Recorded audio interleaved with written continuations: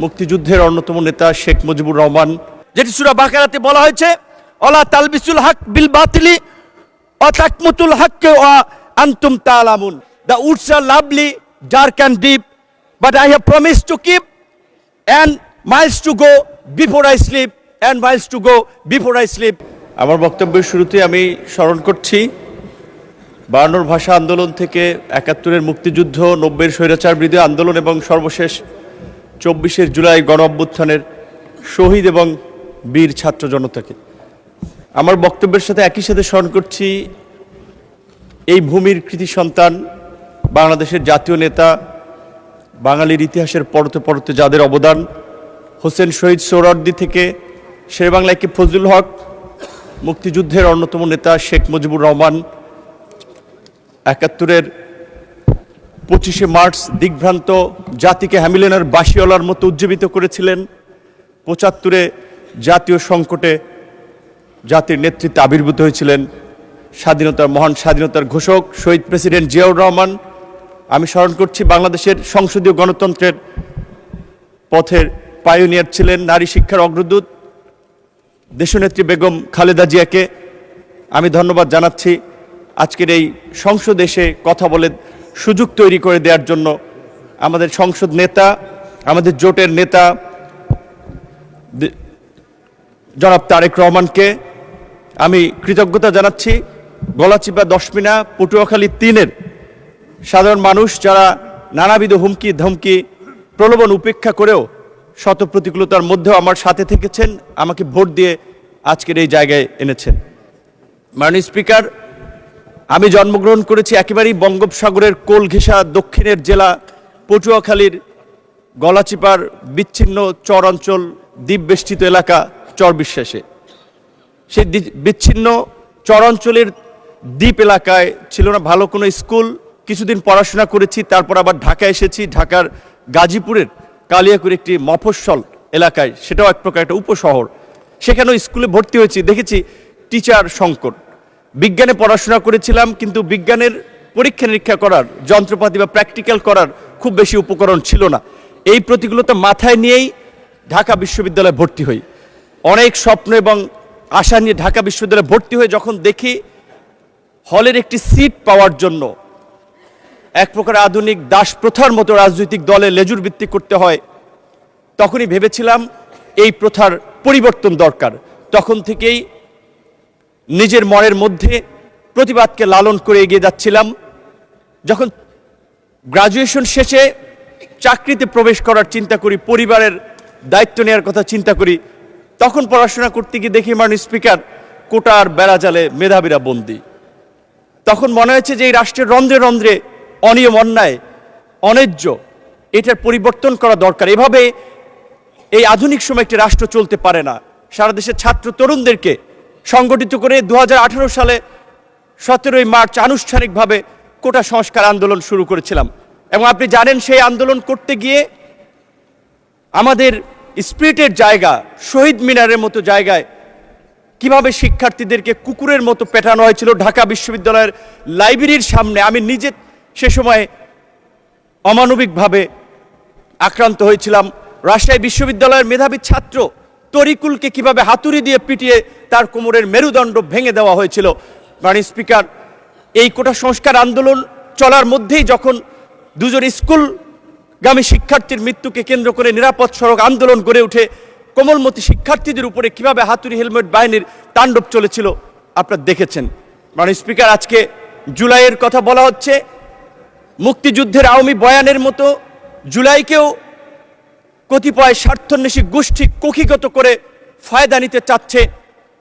অন্তর্বর্তীকালীন সরকারের সময় নিয়েছে, আমরা তাদেরকে স্মরণ করে দিতে চাই, কোনো কিংস পার্টি গঠনের জন্য এদেশের ছাত্র জনতা রাজপথে নেমে আসে নাই, জীবন দেয় নাই।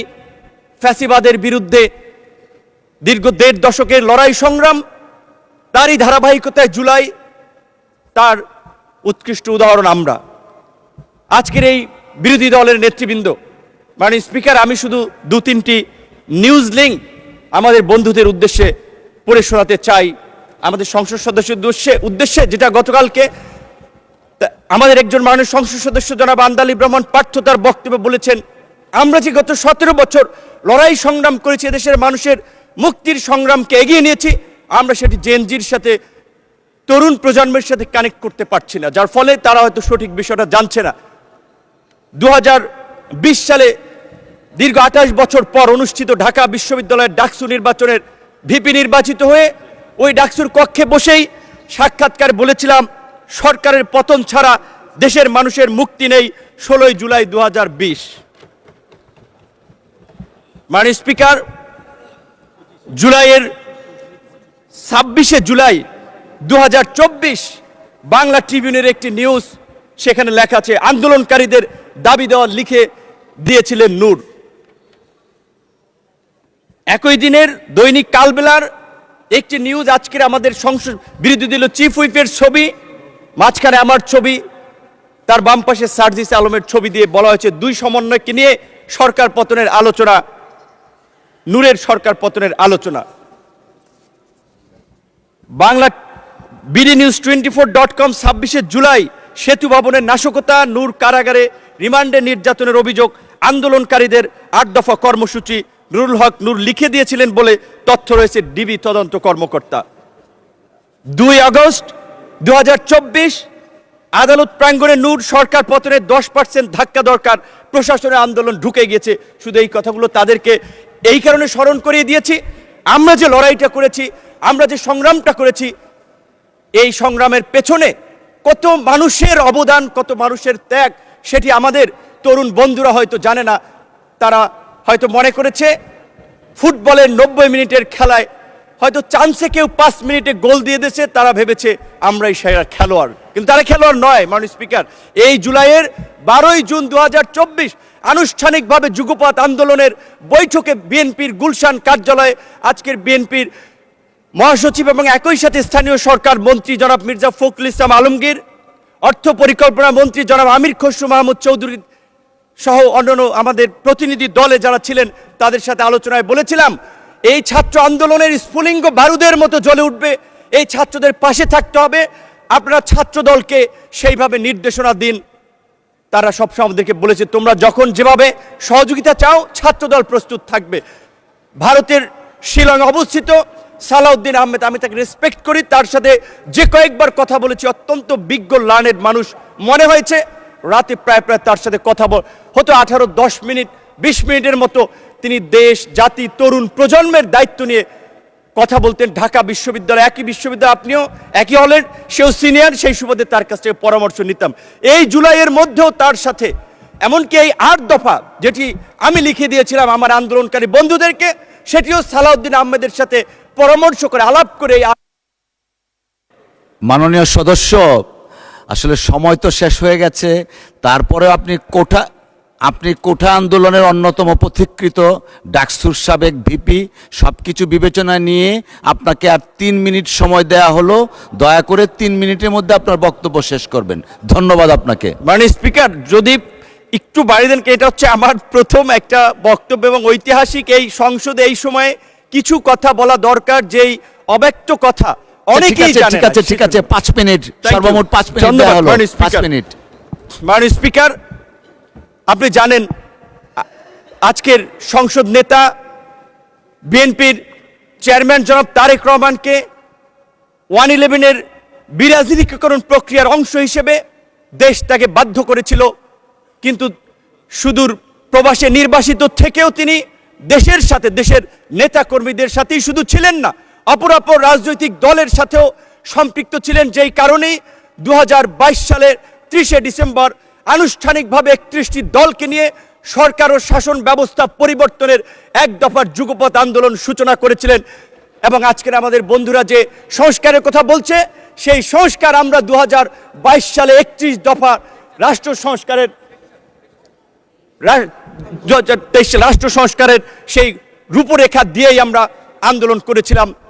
এমনকি এই 24-এর গণ অভ্যুত্থানের পূর্বেও আমাদের আজকের অনেক সংসদ সদস্য এবং সেই সময়ের আন্দোলনের বন্ধুরা আমাকে দায়িত্ব দিয়েছিলেন, বলেছিলেন আপনি কনফার্ম করেন এই আন্দোলনে বিএনপি আমাদের সাথে আছে, সাপোর্ট করবে, তবেই আমরা 1 দফাতে আমরা যেতে পারি। তারই ধারাবাহিকতায় আমি যেদিন গ্রেপ্তার হই 19 জুলাই দিবাগত রাত 20 তারিখে পড়ে গেছে, সেদিন আজকের আমার ডান পাশে বসা মাননীয় তথ্যমন্ত্রী জহিরুদ্দিন স্বপন তার মোবাইল ফোনে আমির খসরু মাহমুদ চৌধুরী, বিএনপির প্রেস উইংয়ের কর্মকর্তা সাইরুল কবিরের মাধ্যমে বিএনপির মহাসচিব আজকের এলজিআরডি মন্ত্রী, তাদের সাথে কথা বলি। হেফাজতের নেতা থেকে শুরু করে অন্যান্য রাজনৈতিক দলের নেতৃবৃন্দের সাথে যোগাযোগ করেছিলাম, কিন্তু আমি স্পষ্টভাবেই বলবো, আমি জামাত ইসলামের বিগত দিনের কন্ট্রিবিউশনকে অ্যাকনলেজ করি, কিন্তু আমার সাথে আনুষ্ঠানিকভাবে আন্দোলন সংগ্রামের বিষয়ে আমি এই যে ক্রাইসিস মোমেন্টে এত ছাত্র আন্দোলন লিড করেছি, জামাতের শিবিরের কারোর সাথে আমার কখনো আন্দোলন সংগ্রাম নিয়ে আলাপ আলোচনা নেই। তাদের পরামর্শ আমি কখনো আমার সাথে সুযোগ হয় নাই কিংবা গ্রহণ করি নাই, তাদের আন্দোলনকে আমি রেকগনাইজ করি। কিন্তু আমি শুধু এইটুকু বলছি যে আজকে যখন জুলাই নিয়ে কথা হয়, জুলাই নিয়ে বিকৃত তথ্য উপস্থাপন করা হয়, গতকালকে এবং তার আগের দিনও আমাদের একজন সংসদ সদস্য এবং এই সরকারের প্রতিমন্ত্রী জুনায়েদ সাকি বলেছিলেন যে জুলাই সনদে পরিষ্কারভাবে বলা ছিল যে এই বিষয়গুলোতে আমরা একমতে পৌঁছাতে পারছি না, রাজনৈতিক দলসমূহ সেগুলো জনগণের কাছে নিয়ে যাবে, জনগণ যার পক্ষে ম্যান্ডেট দিবে তারা তাদের মতো করে করবে। তো আজকে জুলাই সনদ যে ইস্যুতে বিএনপির দ্বিমত ছিল, নোট অফ ডিসেন্ট ছিল, সেটা বিএনপি বাস্তবায়ন করবে, এটাই স্বাভাবিক। কিন্তু এটাকে মিথ্যা, সত্যের সাথে মিথ্যাকে জড়িয়ে আমি মনে করি এই অপপ্রচার অন্তত আমাদের বিরোধী দলের বন্ধুদের করা উচিত নয়। এই সম্পর্কে আমি, তারা যেহেতু কোরআন হাদিসের রেফারেন্স মাঝে মাঝে দিয়ে থাকেন, তাই আমি একটি আয়াত দিয়ে আমি তাদেরকে বলতে চাই, যেটি সূরা বাকারাতে বলা হয়েছে, অলা তালবিসুল হক বিল বাতিলি অতাকমুতুল হককে ওয়া আনতুম তাআলামুন, অর্থাৎ তোমরা সত্যের সাথে মিথ্যার মিশ্রণ করিও না, জেনে শুনে সত্য গোপন করিও না।